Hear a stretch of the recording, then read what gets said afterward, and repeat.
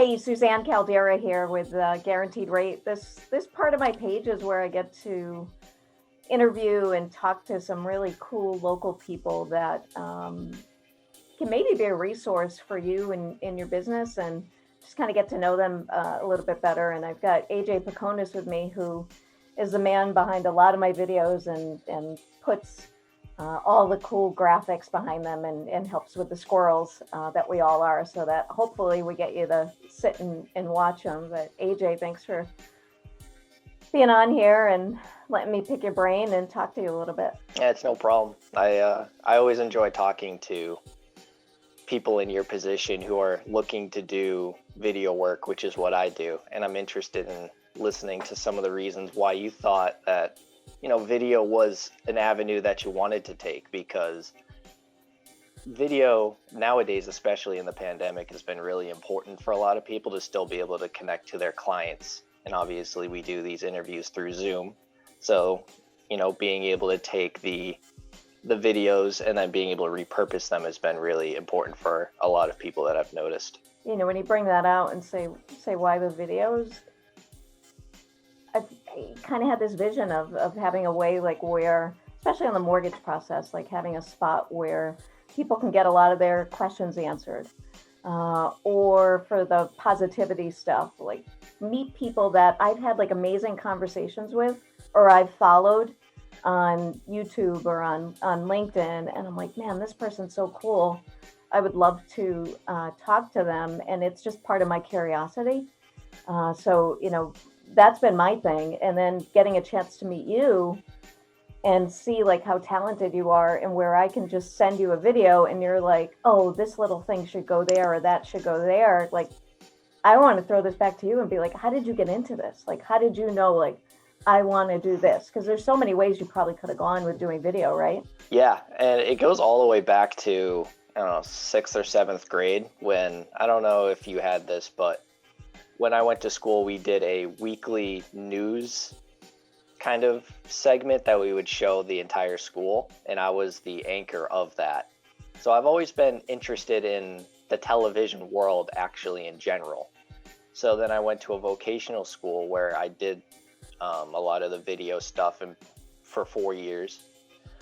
And then I went to college and, kept growing my knowledge, and just knew that this was what I wanted to do, because it's such a cool field to be able to say, yeah, what do I do for a living? I'm a video producer, I'm a videographer, I'm a video editor, I work in television and all this kind of stuff. So I was able to dab into a little bit of each part of the, I guess you could say, video production world, right? So there's television. I worked at a news station when I lived in San Diego, and that was a nightmare. Underpaid, overworked, classic bureaucracy nonsense that you had to deal with, right? And then I did the corporate stuff, which didn't go nearly as well as I hoped. And then, I started to do some stuff with podcasts and real estate folks like yourself. And that really seemed to be a sweet spot where there was a lot of demand, but a lot of people didn't know what they wanted. I was able to figure out my own thing, and that's what I'm doing now with my company, Clear Signal Productions, is a lot of podcast work, a lot of help for small business people and people looking to increase their exposure online. And I like to have the satisfaction of being able to help somebody like you be able to get a client from something that I did, and having them reference a video, that makes what I do satisfying. And I like doing that compared to, creating something for a children's YouTube channel, which is what I used to do. The channel had 3 million subscribers, and I was the most unhappy person at that YouTube channel. So it's one of those things where, success necessarily doesn't mean happiness. And it's weird that being that young and understanding that it's a bit eye-opening. So I feel like I'm able to take an extra step forward and be like, you know what, this is what I want to do. How do I make it work?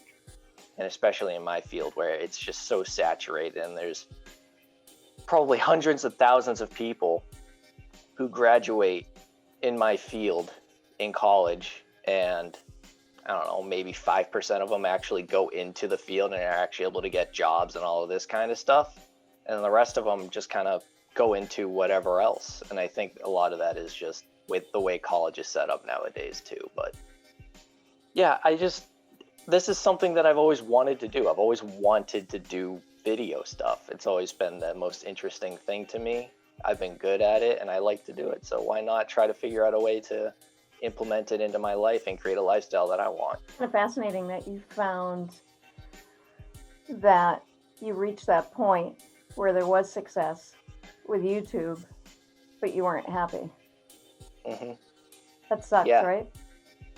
It really, it's weird because the people I worked with were great, but the content that I was creating wasn't necessarily what I wanted to do, and the leadership wasn't necessarily letting me do what I did best. It was definitely another underpaid, overworked scenario, which is something that's common, especially with a lot of people coming out of college nowadays.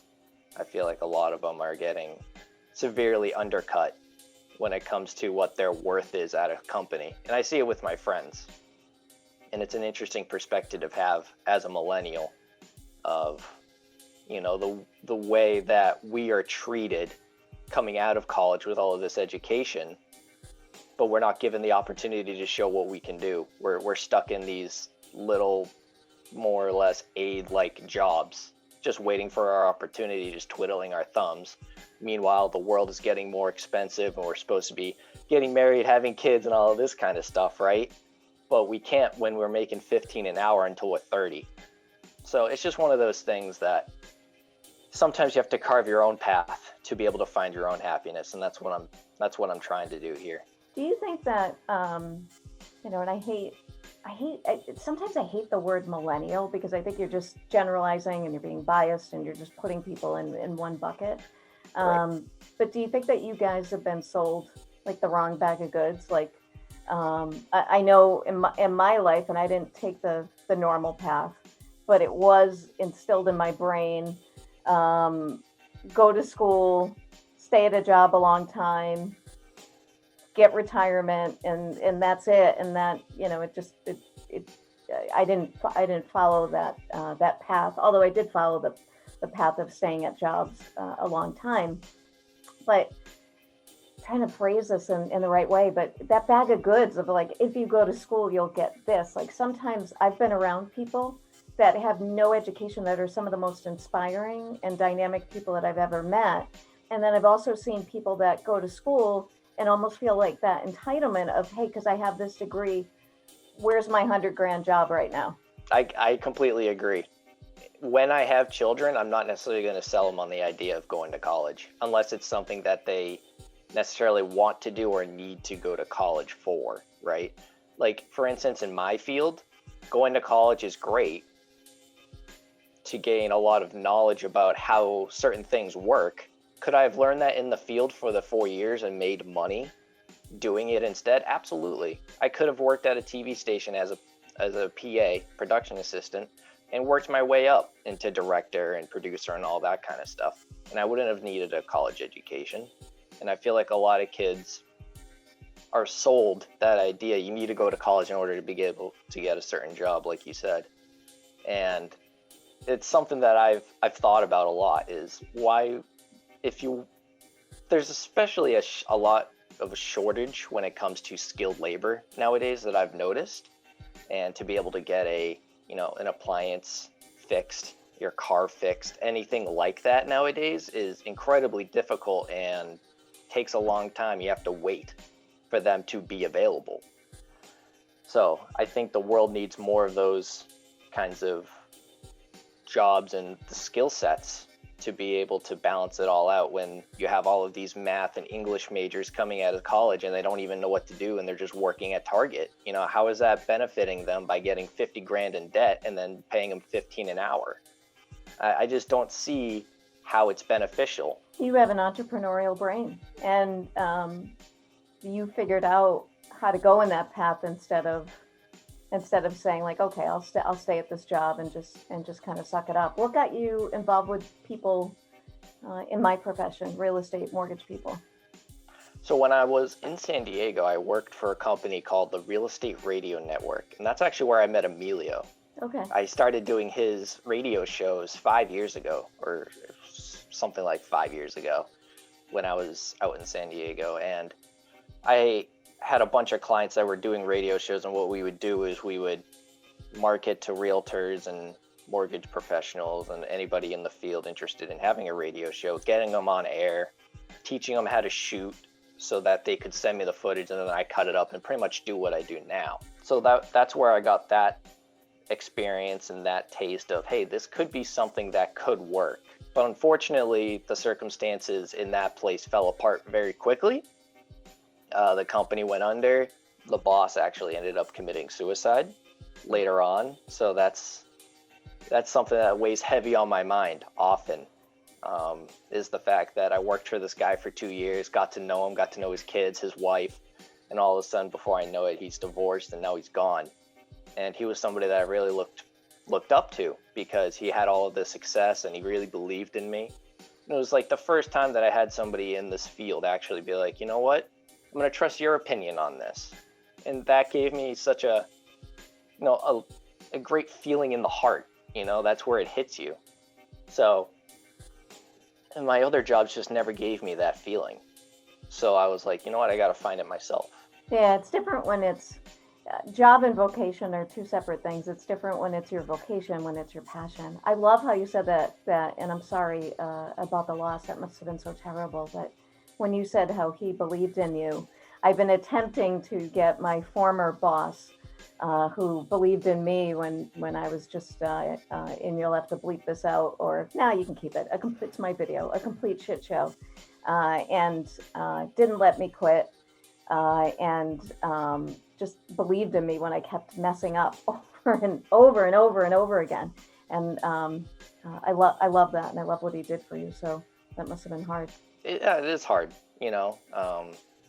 but I learned a lot from that job in particular and from him, and how that when I eventually can get big enough to hire people, how I want to be able to treat my employees and all of this kind of stuff. Because obviously that's the goal, right? The goal is to be able to say on a Tuesday in the summer, hey, it's a nice day, let's go to the beach, and just let the company run itself, right? So that's kind of the end goal, and I want to be able to treat everybody fairly. And I feel like that's something that is missing in the world today, is fairness as well as compromise. Yeah, and I think too, letting your people be people, right? Because they're going to have family stuff, they're going to have things that come up, but just allowing them to do that. So you're going to be on my page to perpetuity forever on YouTube here. So if someone clicks on this, what's that favorite type of client or that favorite type of project?